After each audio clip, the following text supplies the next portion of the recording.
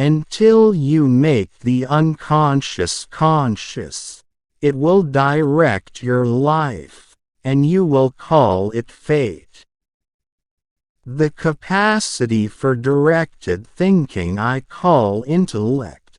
The capacity for passive or undirected thinking I call intellectual intuition. Everything that irritates us about others can lead to an understanding of ourselves. You are what you do, not what you say you'll do. The meeting of two personalities is like the contact of two chemical substances. If there is any reaction, both are transformed. I am not what happened to me. I am what I choose to become. To ask the right question is already half the solution of a problem. Thinking is difficult. That's why most people judge. A dream that is not understood remains a mere occurrence. Understood, it becomes a living experience.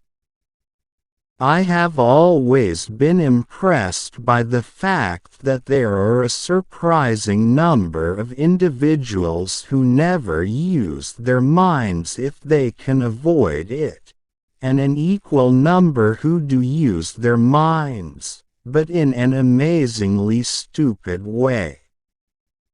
A special ability means a heavy expenditure of energy in a particular direction, with a consequent drain from some other side of life. We cannot change anything until we accept it. Condemnation does not liberate, it oppresses. The least of things with a meaning is worth more in life than the greatest of things without it. If a man knows more than others, he becomes lonely. Nothing has a stronger influence psychologically on their environment and especially on their children than the unlived life of the parent.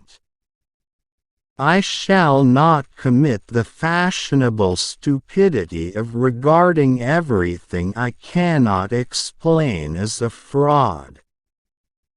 To me, dreams are part of nature, which harbors no intention to deceive but expresses something as best it can. I regret many follies which sprang from my obstinacy. But without that trait I would not have reached my goal. Where love rules, there is no will to power, and where power predominates, love is lacking. The one is the shadow of the other. A dream that is not understood remains a mere occurrence. Understood, it becomes a living experience. The creation of something new is not accomplished by the intellect but by the play instinct acting from inner necessity. The creative mind plays with the objects it loves. Even a happy life cannot be without a measure of darkness, and the word happy would lose its meaning if it were not balanced by sadness.